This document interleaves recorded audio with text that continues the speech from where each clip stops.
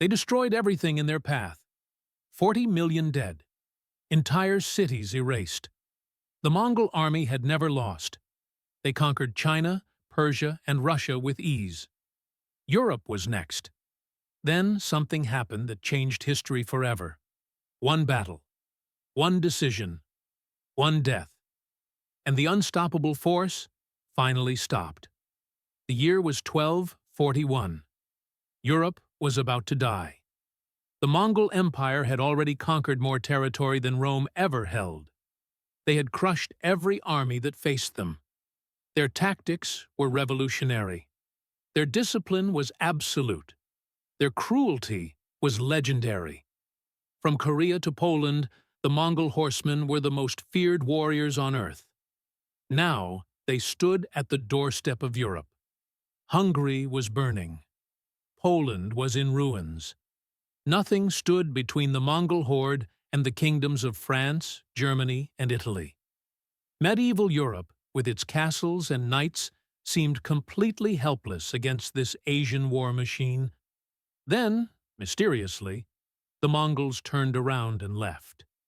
They never returned. What happened?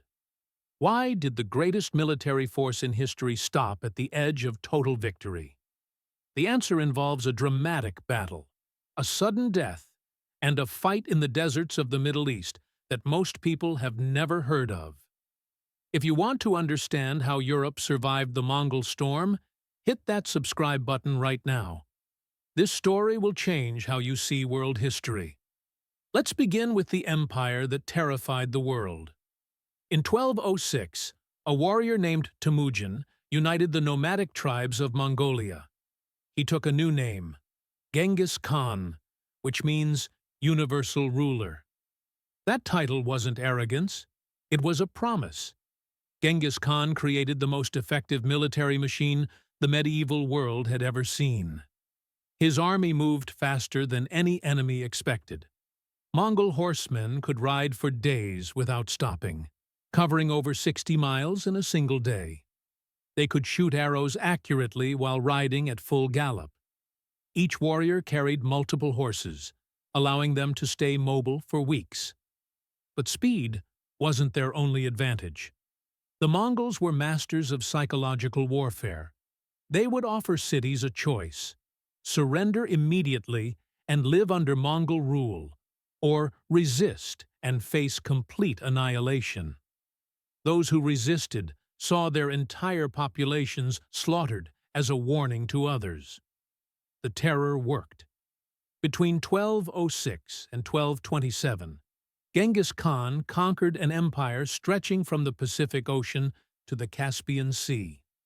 He destroyed the Khwarezmian Empire in Central Asia so thoroughly that some cities never recovered. When he died in 1227, his sons and grandsons continued the expansion. The Mongols conquered northern China. They swept through Russia. They destroyed Baghdad in 1258, ending the Islamic Golden Age and killing hundreds of thousands. Wherever they went, the pattern repeated: surrender or die. By 1240, the Mongol Empire was the largest continuous land empire in human history. And they weren't finished. In December 1237, a Mongol army under Batu Khan, grandson of Genghis Khan, invaded Russia. The Russian princes tried to resist. They failed completely. The Mongols used frozen rivers as highways, moving their armies across landscapes that Europeans thought were impassable in winter. City after city fell. Moscow, Vladimir, Kiev, all burned. The chronicles describe the sky turning dark from smoke, rivers running red with blood, and fields covered with corpses. By 1240, Russia belonged to the Mongols. Next came Poland and Hungary. In early 1241, the Mongol army split into two massive forces. One invaded Poland from the north, the other smashed into Hungary from the east. Europe's eastern defenses crumbled in weeks. On April 9, 1241, at the Battle of Legnica in Poland, a combined force of Polish knights, German crusaders, and Teutonic Knights faced the Mongol Northern Army. The Europeans fought bravely. They were slaughtered. The Mongols used feigned retreats to break the European formations, then surrounded and destroyed them with superior cavalry tactics and composite bow firepower. 2 days later, on April 11th, the main Mongol force under Batu Khan fought the Hungarian army at the Battle of Mohi. King Bela IV of Hungary commanded approximately 15,000 heavily armored knights and infantry. The Mongols, numbering around 25,000, faced them across the Sajo River. The Hungarians thought they were safe behind the river. They were wrong. The Mongols attacked at dawn using Chinese siege equipment and catapults to bombard the Hungarian camp. Then they crossed the river at multiple points simultaneously. The Europeans had never seen such coordination. As the Hungarians tried to form defensive positions, the Mongols surrounded them on 3 sides, but deliberately left one escape route open. This was Mongol psychology at its finest. When the Hungarians saw the escape route, discipline collapsed. The army broke and ran. That's when the real killing began. Mongol cavalry pursued the fleeing soldiers for miles, cutting them down from behind. Approximately 40,000 to 50,000 Hungarians died in the battle in pursuit. Hungary was finished as a military power. By the summer of 1241, the Mongols controlled everything east of Vienna. Refugees flooded into Western Europe with terrifying stories. Pope Gregory IX called for a crusade, but no one knew if it would be enough. The Mongols had destroyed every European army they encountered. Their tactics were centuries ahead of medieval warfare. France, Germany, and Italy prepared for the apocalypse. Then something completely unexpected happened. The Mongols stopped. They withdrew from Hungary. They pulled back from Poland. And they never invaded Europe again. In December 1241, news reached the Mongol armies in Europe. Ogadei Khan, the Great Khan, and ruler of the entire Mongol Empire, had died. Ogadei was the 3rd son of Genghis Khan and had ruled the empire since 1229. His death triggered an immediate succession crisis. According to Mongol law and tradition, all senior princes had to return to the capital in Karakoram, Mongolia, to elect the next great Khan. Batu Khan, commanding the European invasion, was one of the most powerful Mongol princes. His presence at the election was essential. Despite standing on the edge of conquering all of Europe, he turned his armies around and began the long journey back east. The Mongol invasion of Europe ended not because they were defeated, but because of politics 6,000 miles away. But here's the critical question. Why didn't they come back? Batu Khan established the Golden Horde in Russia and stayed there. Future great Khans focused on China and the Middle East. Europe was left alone. The answer involves another battle in a different part of the world that changed everything. While Europe recovered, the Mongols continued their expansion in other directions. In 1258, Hulagu Khan, another grandson of Genghis Khan, conquered Baghdad and destroyed the Abbasid Caliphate. He pushed into Syria, threatening Egypt and the holy cities of Mecca and Medina. Egypt was ruled by the Mamluks, former slave soldiers who had seized power. These warriors had been training for combat since childhood. They knew they were next on the Mongol target list. In 1260, Hulagu Khan sent ambassadors to Cairo demanding Egypt's surrender. The Mamluk Sultan Qutuz did something almost no one had dared. He executed the Mongol ambassadors. It was a declaration of war against the most powerful empire on earth. Hulagu had conquered Syria and was preparing to invade Egypt when he received news. Munka Khan, the current Great Khan, had died. Once again, Mongol princes needed to return to Mongolia for the succession. Hulagu took most of his army back east leaving only about 20,000 soldiers under General Kitbuka to hold Syria. The Mamluks saw their opportunity. On September 3, 1260, the two armies met at Ain Jalut, the Spring of Goliath, in the Jezreel Valley in modern-day Israel. The Mamluk army numbered approximately 20,000 men, roughly equal to the Mongol force, but this time something was different. The Mamluks had studied Mongol tactics carefully. They knew about the feigned retreat, the cavalry encirclement, and the composite bow volleys. Mamluk commander Baibars set the trap.